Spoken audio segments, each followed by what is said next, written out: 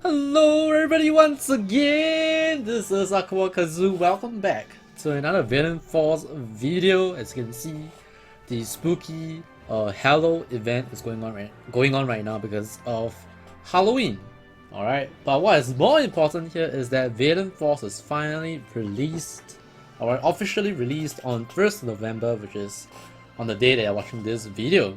So in this video, I'll be sharing with you my afterthoughts. Alright, after playing the game for about 2 months and a week plus. Alright, and in this video I'll talk about mainly the improvements, like the improvements to the voice actors, the voice acting, improvements to the buildings in the game, changes to the daily quest, PvP, and last but not least my overall impression. You know, stuff like whether the game feels, how does it feel if a person is actually going to be playing the game and he's actually going to be a free-to-play player, or someone that's going to spend a bit, or someone that's going to spend quite a bit in the game. So let's hop right in.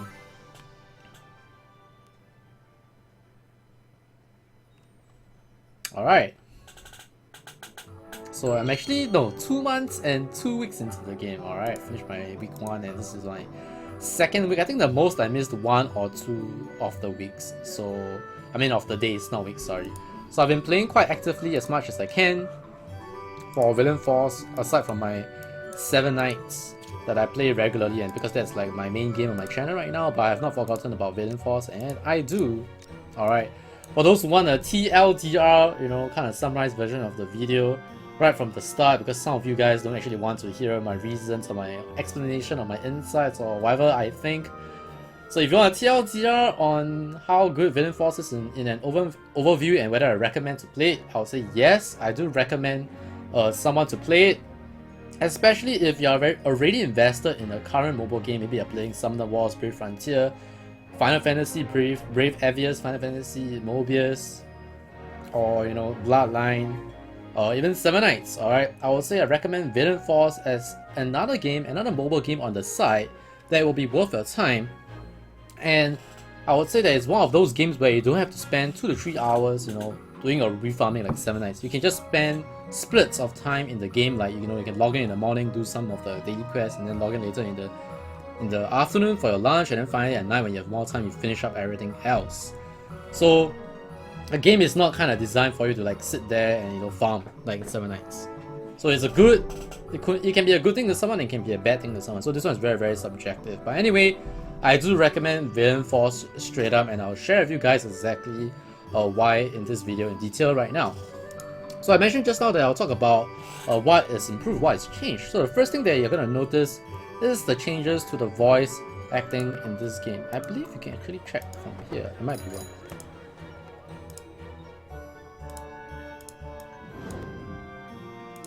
Wait, you can actually click on the attack button maybe?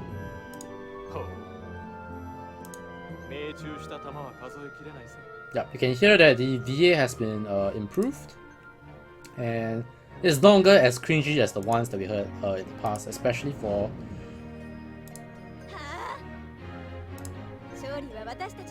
Yep.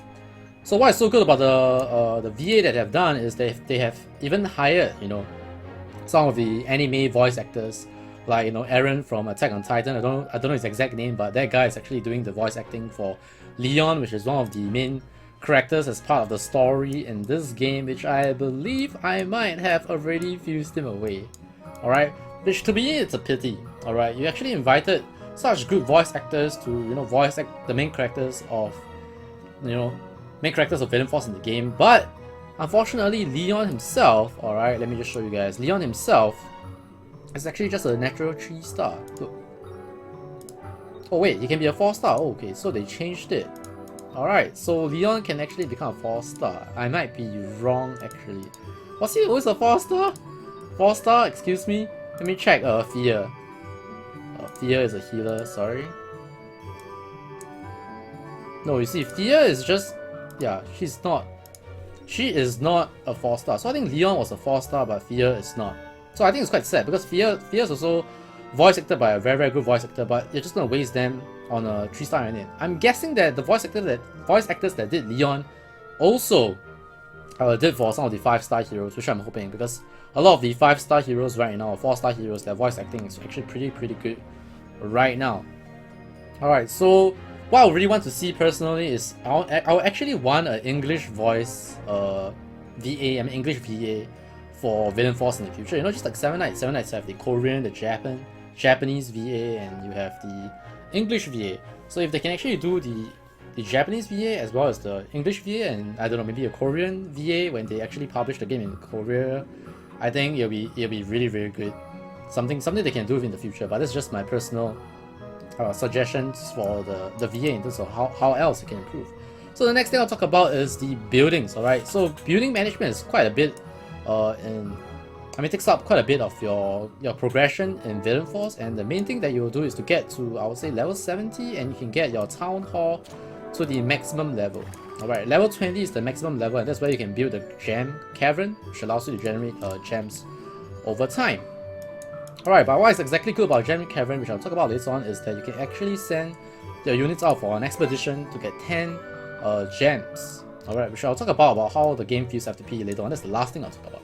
So what they have changed to some buildings, you know, I've actually made a buildings guide for those who do not know, and I wrote it in the forums for Valiant Force, and some of the buildings were not that good in terms of the functionality that they can provide. So they have actually they have actually changed some of them. For example, like the armory in the past, you could only craft up to the blue rarity armors, but now they can actually craft up to the purple ones. So it's not like purple armors can only be accessible to people who spend money in the game, because you can actually spend money in the game to summon for, you know, I would say purple gear, because 3 to 5 star equipment, and 5 star is the purple ratings gear for Valiant Force. So they actually improve. Oh, I got lucky that I got a 3 star for my free summon, the 1 to 3 star free summon.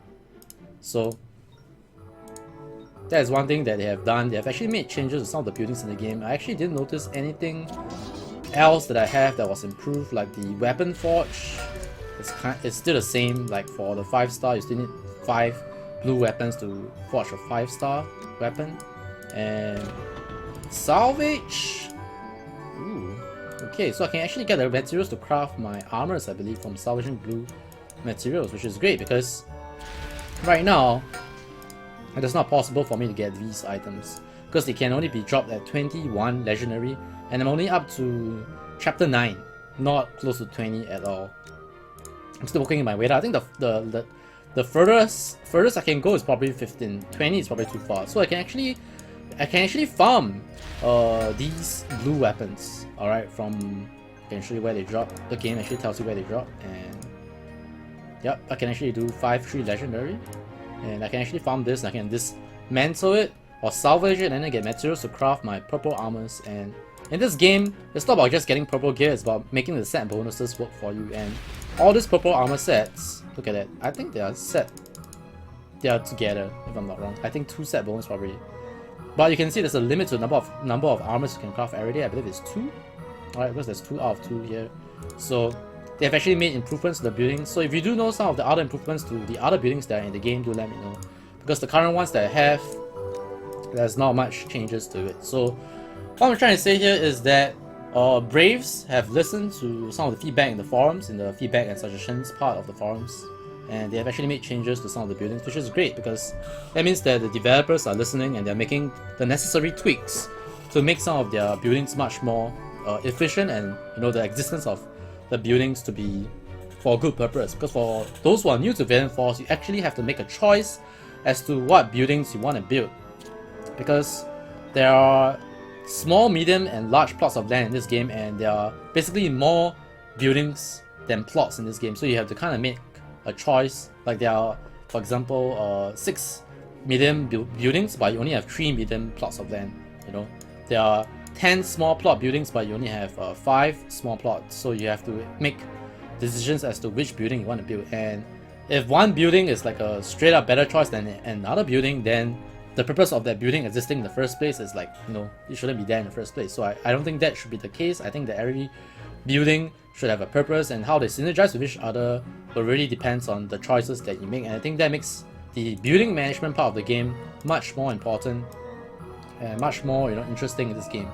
So it won't just be there for show, you get what I mean? Like, it's not there for the sake of being there. So great to see buildings having improvements. So the next thing that they have changed, I wouldn't say improved, but they have changed, is the daily quest.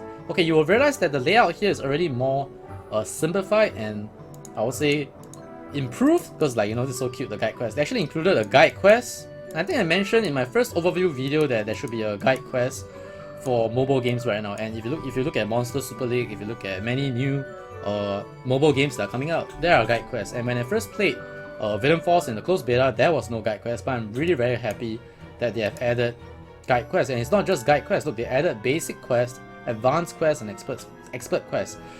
The only issue is that because some of us in the closed beta have already, okay, look, there are some of the quests that requires you to upgrade and building. The thing is, because we have built out almost every building that we have, and we have upgraded them, so there are people in the forums that say that, you know, they need to update this, like the basic quest for, like, for example, right, if I'm gonna do this right now, I'm gonna show you guys. I'm gonna summon 45.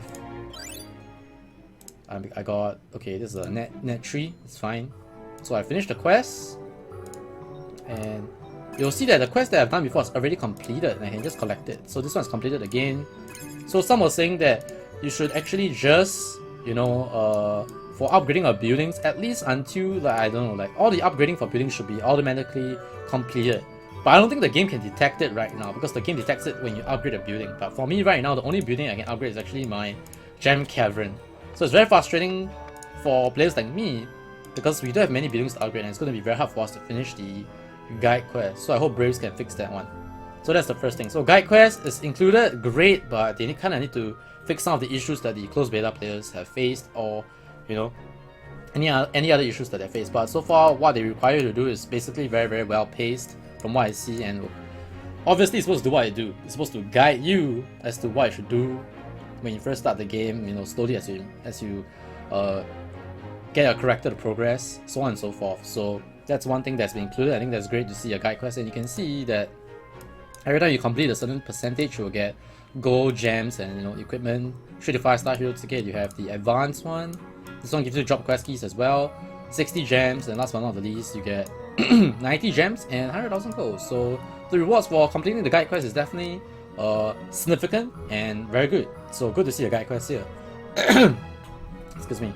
So the other thing that they changed about daily quests is that they improved some of the quests have been changed, but generally they are very, very similar to the ones I've seen in closed beta. The only changes that I've made is that they have increased the number of arena battles that you need to play per day, which I have some mixed feelings about, alright? Previously it was 7 battles, now it's 8.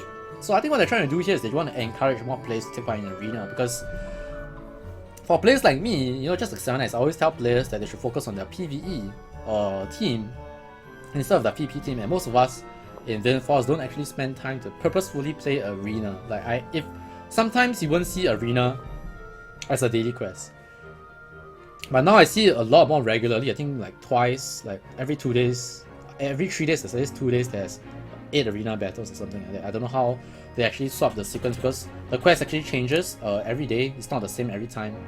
Like today, deploy 3 expeditions. I didn't have that yesterday. So 8 arena battles. Yeah, they want to. Okay, basically what they want to do is, I think, is to encourage more people to play PvP, so that, you know, players like me who don't actually focus on PvP but have many 5-star units will not stay at a lower rating, so that when a new player actually plays the game, they won't be like, oh my god, I'm at bronze, which is the lowest ranking, and I meet people at 5-star, and I just feel, what is this game doing? How come players that are so strong are at the lower rankings right now?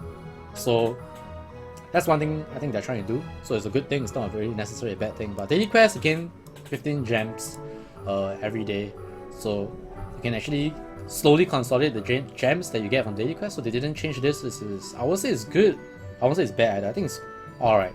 Not too much, not too little. So I think just right should be what Brave should do, because if they give too much gems, it's not good for the game either in terms of, you know, their business side of things. Maybe they won't be able to sustain the kind of stuff. So daily quests improved, and they added guide quests, good stuff.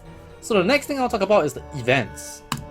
Alright, so the first thing is the Halloween event is here, and this is the first time where event tokens are actually used directly to buy items and stuff in the game. Like you have rune tickets, you have goldsmithing hammer, you have gold, that kind of stuff. Previously, all the last 2 events that I've experienced so far has been you go to quest and there's event tab, and this one has as well, you can see, and I'm very close to clearing a bunch of them, and they usually give you like blue grade gear, and they cycle between different classes. Like the previous event quest, It was I believe it was, I think it was like warrior based, like the tank one, the champion one, and the tanking based class one. And this time it's finally the rogue or the archer class. So they actually alternated, and the first one I believe was, I can't remember what's the first one. I think it was the healer one. No, the mage one. Mage slash healer hybrid. So this is the first event, the Halloween event, which will be around for another 2 more weeks, I believe, that has you using the tokens, alright, to exchange for items. Alright, previously what happened is, for the last 2 events, that you get insignias, and each insignia is worth 500 gold, which essentially makes event farming of insignias the best way to earn gold in this game. So in the Halloween event right now, yeah, you can use 5,000 to exchange for 300,000 gold, which means that one treat, I need to do some math here real quick, 300,000 divided by 5, that means one, oops,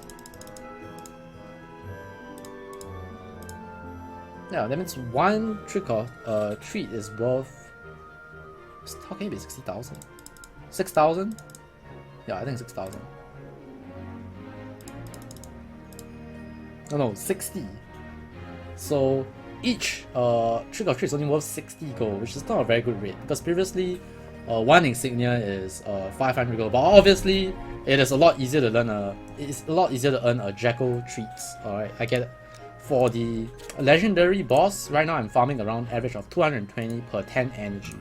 So I'm farming 10 times 60, 600 gold per run, which is, wait, no, 200 times 60. So I'm farming about 12,000 gold a run on average, which is pretty good. I think last time when I did, I couldn't do legendary for the insignia ones. Heroic will give me about 4 to 5,000. So I would say that if you just exchange the treats for gold, you will actually earn more right now. So it's actually a good thing. They give you more choices. Better than, you know, just selling insignias for gold. You can actually do what you want. Obviously, I'm trying to gun for the wings and the ring. I'm trying to get both, which I think I can within 2 weeks. Alright, with the rate that I'm going, I think I can make it for the both of those items. So, okay, but this is just the limited time event. What about the other events? So what I've noticed so far on release is that the gold mines, alright, the rewards, the drops for the blue ore, alright, has been lowered significantly. Like, I can notice it. Like, for example, last time I can actually get about 1 million. For example, I'll do the gold mines, and on Monday, Thursday, and on Sunday you get 3 runs. Like today you can see I get 3 runs for the EXP one, Tower of Despair. But for the gold mines, like after I collected the number of, like, if I complete it every day when it's 1 try or 3 tries, like for an entire week, I can get about 1 million or more gold. But last week, because the changes were already made before release, like a few days before release, with the Halloween event being up for a while, I've noticed that the gold mines drops have been lowered significantly. Like the blue ones is a lot lesser. Sure, you get a bit more green, but the green one is worth a lot lesser than the blue one, and the purple one is always rare. But given that I can actually dive deep into like 7 out of 10, like 7 out of 10 of the mines regularly, I'm not getting the same amount of gold. So they have lowered the number of gold you get for this event, which I honestly, there's so much things. Like I'm actually low on gold right now, because to upgrade my gem cavern it costs 1 million gold. So I had 1.2 million gold before this, and I was thinking if I should upgrade it, but I upgraded it because I want to see what's the changes in the rate. And yeah, so they lower the daily event gold mines gold drop rate in terms of how much rare drops you actually get. So they also lower the Tower of Despair EXP potions as well. I've noticed that as well. So they have tweaked these two things to be lower, but they have improved the rewards for the Capital's Last Stand. So last time, you can only get 3-star runes from Legendary.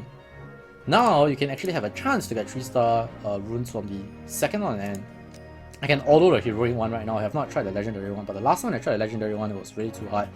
And I might be able to get this within the next month or so, I guess. But this one dropped 3, and then the 4-star runes. So 4-star runes are introduced now into the game with on release. Alright.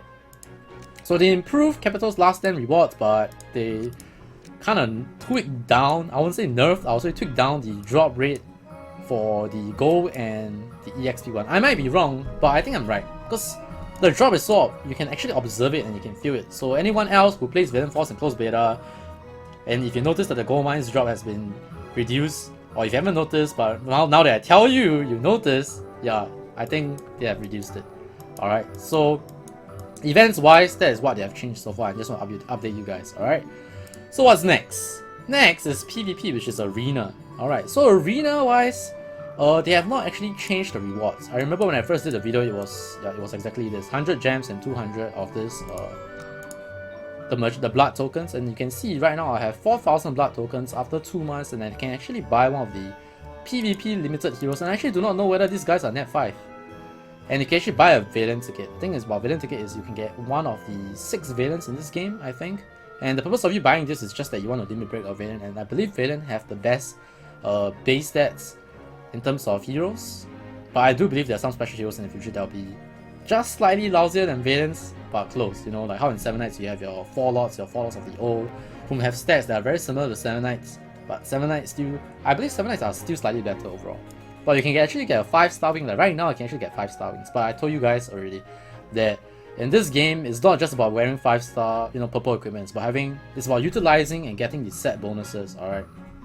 So after 2 months I got about 4,000 blood tokens, and I can actually afford a Valiant ticket very soon. But I really want to buy one of these just to see how good they are. You should see how it goes. I'll just continue to save up and see what happens. Alright. And they actually included these 3 heroes only on release. Before release there wasn't any of these 3 heroes. I believe there was some PvP hero ticket or something, but now they actually show you exactly like who you can get. So I think it's a good thing they actually improved the rewards that you can get as well. So yep. But okay, what about PvP? What else is changed in PvP? They have actually made a lot of tweaks and changes based on the feedback from the community. Like initially when we first played in the closed beta, for those who have not had a chance to play closed beta, there were 3-star monsters that were really very strong. Like they have AoE stuns for 2 turns, and you know, you'll see the top players in PvP ratings to be using those 3-star monster heroes, and they were just, you know, it was just too OP. Like 3-star heroes shouldn't be that strong. I mean, it doesn't mean that having all 5-star heroes means that you can actually dominate anybody in this game. It's about having a good mixture, because I mentioned before, 5-star heroes skills cooldown are the longest. 4-star heroes have shorter skill cooldowns, and 3-star heroes have the lowest skill cooldowns. That's why 3-star monsters were that strong back then, but they really nerfed it. So now you don't see anybody using 3-star monsters. And they also have nerfed the strength of the AoE skills from Mystic classes. For example, if you look at some of the Mystic classes, the 5-star one, like I believe is this one, not Mind Water, the Elementalist. Like Elementalist was really very strong, right? Because you know how this game works is that the units that are placed at the back will take 54% less damage. You know, the units that are in the second line of your force will take 75% less damage, and the ones that are in the front line will take full damage. So if you have 2 mages placed at the back, it's very hard for you to burst them down, and once they use the AoE skill, it's like GG. Basically, if you cannot kill them in time, or even if you kill 4 units, for example, if you go arena right now, you can bring 5 units, right? So if you kill 4 of them and you just couldn't kill the last guy before he casts his AoE skill and he just wipes the entire team, it's GG. But what they have done right now is that they have changed how the AoE actually works. Last time it's just the entire map, like everyone in the entire map will just get hit by the AoE skill. But right now, they have changed it to only like the target that you are attacking and around that target. So if you're trying to burst someone that is like the tank in front, the mages at the back actually won't get hit. So how you actually position your squad now actually matters. So how you put your units in your squad formation, or how you actually place them, will be very important, especially against mage lineups. And I believe they nerfed the damage a little. I might be wrong on that, but I do know that they have made some tweaks to the very Mystic based PvP, especially on the higher ranking PvP, and that's good because they are listening to the community and they're making changes and tweaks to it. And you can see that right now I don't think there's any single lineup that everyone is using. So you can see this one is tank, champion, rogue. I'm actually using something very similar to this except the tank. I swapped the tank for a mage. So yeah, you can see everyone is using quite different 5-star heroes, which is good. You want a variety. You want variety in arena. You want a variety of combinations and meta to work. It shouldn't be everybody using the same thing, because everybody will just be able to cheese it. So great to see PvP becoming more interesting right now. And yeah, I think more changes can be made for PvP. And I think the best thing is that with a larger player base coming in, I think they can actually do more tweaks based on the feedback that players experience. Because previously closed beta, I do not know exactly how many closed beta players there were, but I think there was quite a number. But I would say once the game is released, this number is going to balloon. And you can see right now I'm at 1,151. I'm still at bronze 1, and it's actually very tough. You can see that the top 100 players are only bronze 2 because they just reset the ladder, because on release they mentioned that they were going to reset the ladder. Alright, so that's about it for PvP. So let's finally move on to, last but not least, my overall impressions of Valiant Force. So I think one of the main questions that people ask is, Kazu, does Valiant Force feel very nice, or how does it feel to free-to-play players? Okay, just to share with you guys, after I bought the monthly package, which is, you know, the 30-day thing, where you get gems every day for 28 days, I only bought it once and I didn't bother to buy a second time. Okay, so that's one thing I think I need to share with you guys. I mean, mainly because this is not like my main game on my channel, so I have not decided to invest into it, but I also want to see how it is if you actually don't buy this package, how easy it is, or how hard it is for you to earn gems. I can tell you right now, it's not hard. I actually recorded this video the first time previously, and I had 800 gems used for summon, which means I would have 1.2k right now. In fact, 1.5k gems if I didn't screw up that video. I kind of screwed up because I didn't make the video concise. It was too long. As always, I'm quite long-winded, and I apologize, but this time I actually have a notepad beside my screen to, you know, keep me focused. Alright, so gems are actually quite easy to earn aside from the daily quest. So you know, daily quest is 15. So how do you actually earn your gems? You actually earn a lot of gems from your daily quest. You get this complete challenge, story quest, express not included, you get 15. And there's actually some special quests that you can do. Hello, you reach level 75 and 35. Complete all daily quests 6 times. So this is the one, very interesting. But it keeps changing. Like, I don't know how it actually works. Like previously there was one which says that if you keep completing 10 expeditions, you'll get job quest keys. You can see this one. Legendary daily quest, like a 55 daily quests, you get 6 job quest keys. And here you can see you get gems. And every time when you hit a certain milestone, you'll actually get gems again. Complete Act 2 on Legendary. Get gems. And you must imagine I've earned a lot of quote-unquote free gems that's available via achievements ever since I started playing the game. And yeah, I would say earning gems in this game is not that tough, to be honest, especially once you have your first squad, like you have your first 2 or 3 5-star units and you're kind of set in the game. I'll say that will take about 1 month, and you'll start feeling that you don't need to do too much with your gems. And I would say summoning in this game, the rates are actually pretty good. So overall, it feels alright to free-to-play players. Like, I would say I summoned about, including the ones that I did before 800, about 8 times. Look at this, I have 1 net 5, 2 net 5, 3 net 5, the Valiant is the one you get for free. So this is 3, this guy's a net 5, alright, so it's 4 net 5. I have actually 1 copy of him here, so that's 1, 2, 3, 4, 5, 6, my Sabel's a net 5, 6, I have another 1 Victoria, 7, this is actually, I believe is Victoria Valiant? I think so. Wait, no, she's not a Valiant, but she's wait, she is, no she's not. She's a net 5 but under Guardian. Alright, she's the net 5 hero that you can get. So I got 1, 2, 3, 4, you know, 5, 6, I got another Kai, 7, 8, and then I got more. I'm not even done yet. 8, 9, I got another 2 more Sabellas, 10. This one I got Lucille. A lot of people was making a petition to get her buff because she's not as good as Teresa.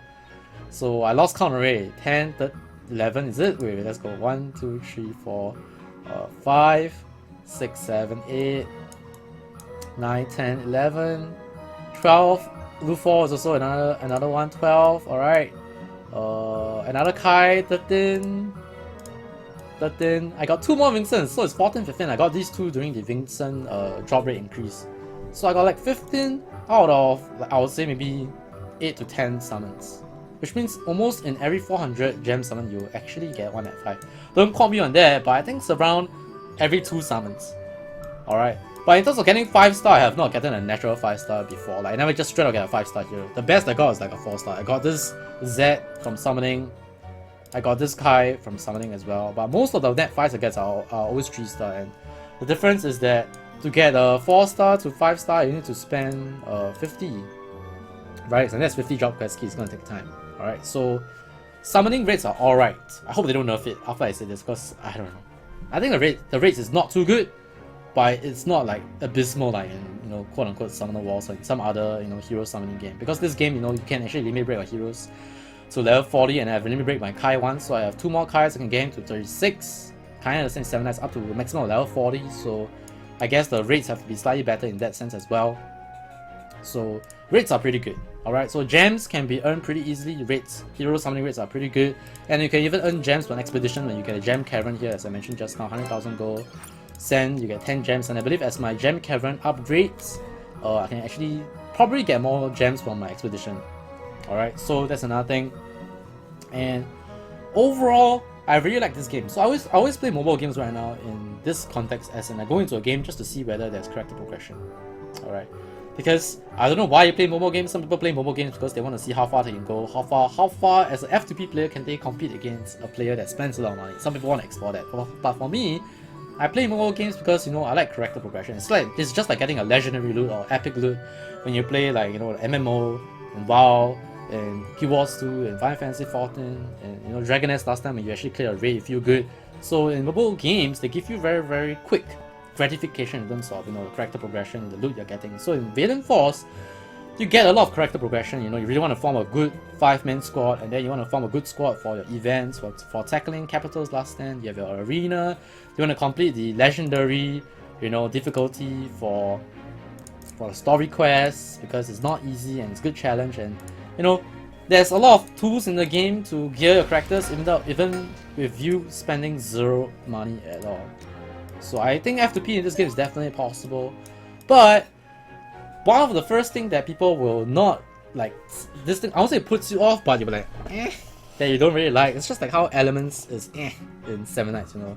You need elements, you need 5-star elements to, you know, get your hero from 5-star to 6-star. So in this game, the elements in this game is the job quest keys, and job quest keys is limited. You get, for me right now, it's 8 per day. I believe at the start you get 5 per day or 6, and then it slowly goes up to 8. I do not know how to increase this limit. I think it's every, don't know how many levels. This I got this 8 out of 8 somehow. I know I started with 6. I don't remember 5 actually, because I don't remember that.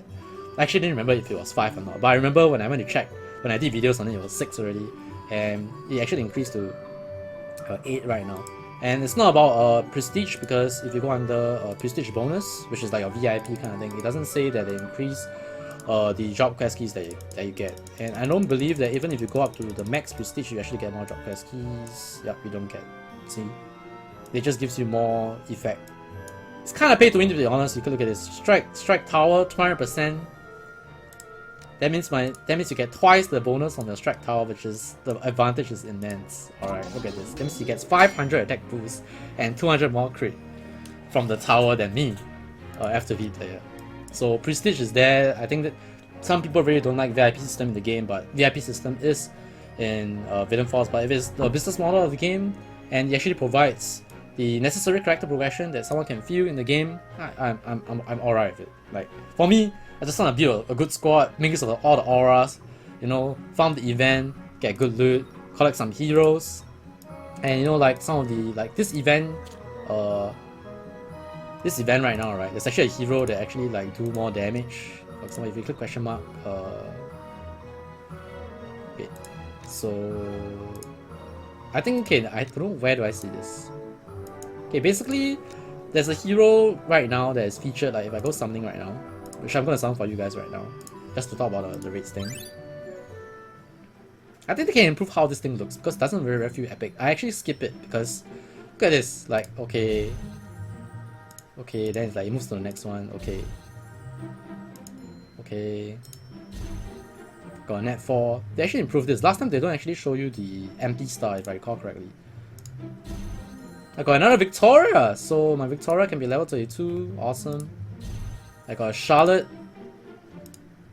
got another Natalia, and got Keldon. This guy's a net 3. Another Keldon. I think they newly added this guy. Oh, I got a Gryphon Lord, but he's useless. Alright, monster used to be good. And finally, this is at least definitely 4-star. So they have a guaranteed 4-star in the mix. What did I get? I got a Kristoff, which is another not so good guy.